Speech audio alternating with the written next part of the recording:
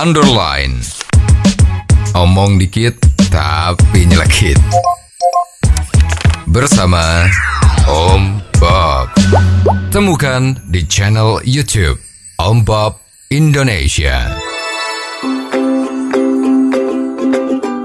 Om Bob, Presiden Jokowi sempat mengatakan bahwa adanya kemacetan ini terjadi di hampir semua kota di Indonesia dan kesalahan terjadi sebenarnya sudah lebih dari 30 atau 50 tahun selama ini. Bagaimana Om Bob menggarisbawahi masalah ini?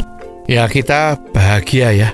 Kita senang bahwa akhirnya Presiden Jokowi sadar bahwa Indonesia, negara kita ini sudah terlambat 30-50 tahun di dalam pembenahan lalu lintas. Sekarang kita lihat.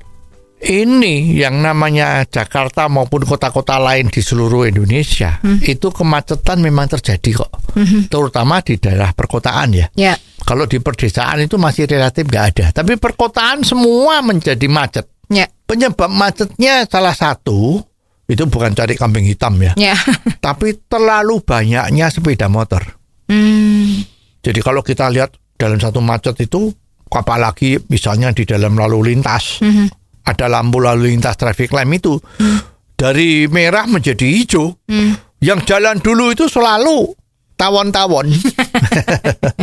Yaitu sepeda motor yang lampunya dinyalain semua. Seperti tawon. Begitu banyaknya.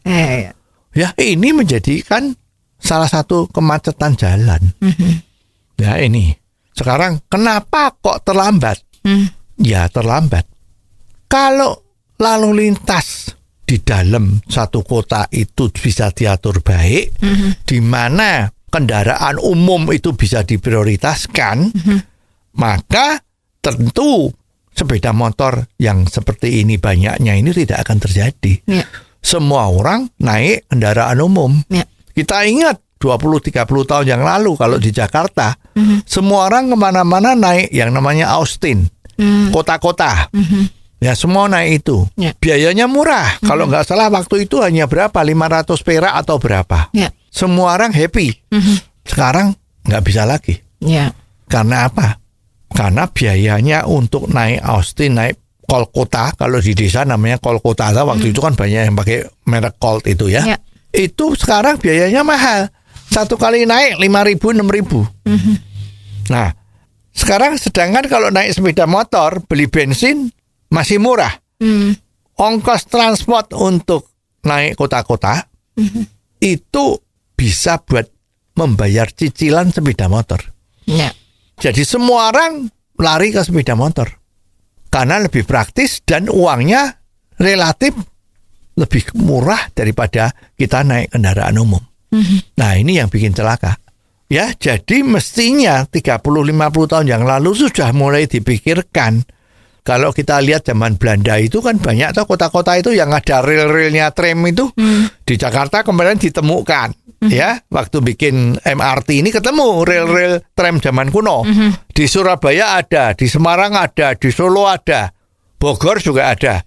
Itu zaman Belanda, berarti 70 tahun yang lalu ya.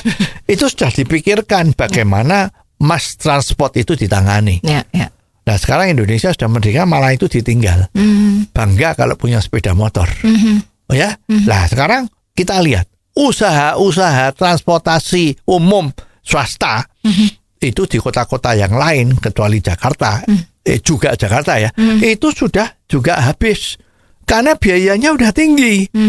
Penumpangnya nggak ada karena pada beli sepeda motor yang bisa nyicil, sehingga biaya nyicilan itu bisa diambil dari seandainya kita naik kendaraan umum. Ini kan nggak benar. Ya, jadi mestinya kendaraan umum tuh harus diperbanyak. Nggak cuma di dalam kota, tapi feedernya harus ada. Dari Sabern, dari artinya dari kota-kota kecil pinggiran satelit itu harus ada feeder mobil yang membawa penduduk ke sana ke pinggir kota. Dari pinggir kota ada kendaraan umum yang menuju ke kota. Dengan jaringan yang sudah luas. Kalau ini terjadi dan kendaraannya itu bagus, ya artinya bersih, ngetemnya tidak terlalu lama, ya tidak berdesak-desakan, itu tentu orang milih kendaraan umum karena murah.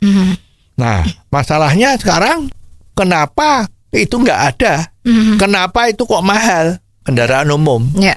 Nah, ini sebetulnya terjadi yang namanya salah pengelolaan. Mestinya pemerintah daerah itu anggarannya jangan hanya untuk biaya pegawai saja, ya, tapi harus untuk membiayai kendaraan umum agar supaya merasa murah. Misalnya coba sekarang naik misalnya 2.000, Ya. pasti semua orang naik itu. Ya kalau sekarang swasta yang ngurus, yang punya kendaraannya swasta dengan 2.000, ya dia rugi. Maka biayanya ini harus ditutup sama anggaran daerah. Ya.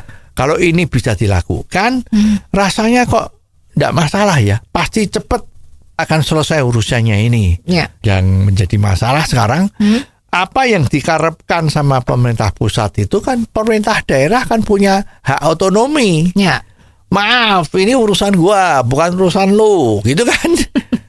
Jadi kita belum bisa melaksanakan itu. Malah kalau kita lihat tuh banyak yang dibangun tuh malah pencitraan.